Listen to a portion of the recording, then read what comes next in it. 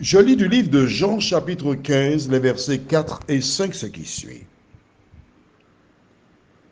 Demeurez en moi, et je demeurerai en vous. Comme le sarment ne peut de lui-même porter du fruit s'il ne demeure attaché au cep, ainsi vous ne le pouvez non plus si vous ne demeurez en moi. Je suis le cep, vous êtes les sarments. Celui qui demeure en moi et en qui je demeure porte beaucoup de fruits, car sans moi, vous ne pouvez rien faire. Prions. Notre Seigneur et notre Dieu, nous te bénissons, nous te louons.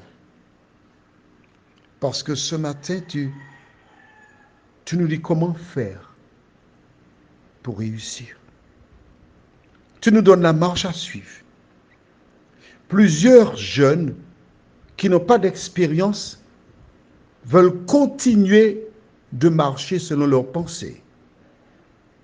Mais avec les expériences de la vie, Seigneur, nous voulons de nouveaux départs. Que ton esprit nous dirige, nous guide. Au nom de Jésus et pour ta gloire éternelle. Amen. Les versets que nous venons de voir sont très riches, fondamentaux. Regarde bien le verset 4, que dit Jésus?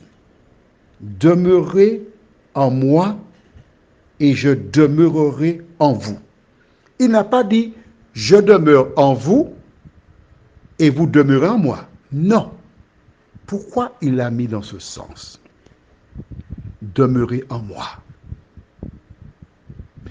Parce que la deuxième démarche, c'est l'homme ou la femme qui doit la faire. Parce que la première démarche a déjà été faite. Car Dieu a tant aimé le monde qu'il a donné son Fils unique afin que quiconque croit en lui ne périsse pas, mais qu'il ait la vie éternelle. Donc la première démarche, c'était que Christ meurt. Il est déjà mort. Si tu crois et acceptes son sacrifice, tu dois le choisir comme sauveur personnel. Quand il dit demeure en moi, moi c'est qui? On sait que c'est Jésus qui parle. Moi c'est qui? Moi c'est Jésus. D'accord. Rappelle-toi. Si moi c'est Jésus, tu lis autrement. Tu lis demeure en Jésus. Est-ce qu'on est d'accord? Tu vois, la Bible est facile à comprendre. Il faut connaître les codes. Lire demeurer en moi, c'est plus profond. C'est demeurer en Jésus. Pourquoi faut-il demeurer en Jésus?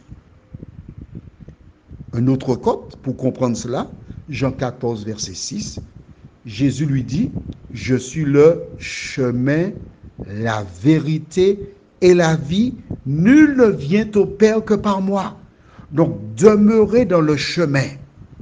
J'ai mon véhicule. Je me dirige de Saint-Laurent vers Cayenne.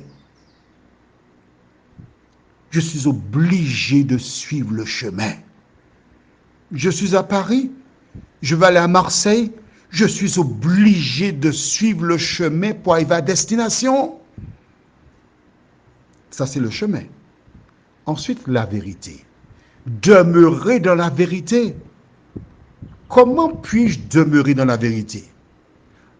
Vous sondez les Écritures parce que vous pensez avoir en elles quoi? La vie éternelle. Ce sont elles qui rendent témoignage de moi. Donc, je dois sonder les Écritures pour connaître qui est Jésus. Et c'est lorsque j'ai sondé les Écritures, je sais qui est Jésus, je demeure en Jésus. Je choisis Jésus. À ce moment, il vient habiter en moi. Et la fin du verset 5 déclare, car sans moi, vous ne pouvez rien faire. Tu as vu un bonhomme qui te plaît? Tu n'as pas demandé à Jésus, ah, il te plaît, je l'aime, je l'aime, je l'aime. Tu vas à l'échec. Tu vois une maison, elle me plaît. Tu ne t'es pas renseigné auprès de Jésus, tu vas à l'échec. Tu vois un travail, tu vas à l'échec. Il t'a dit, sans moi, vous ne pouvez rien faire. Alors que faire? Te tourner vers lui par la prière. Lui dire, Seigneur, voici la situation. Et il ouvrira la porte. Parce qu'il désire te bénir. Mais il te dit, demeurez en moi et je demeurerai en vous. Alors, où en es-tu? Moment si doux de la prière, ô Dieu m'élevant jusqu'à lui, se révèle à moi comme un père, comme un sauveur, comme un appui.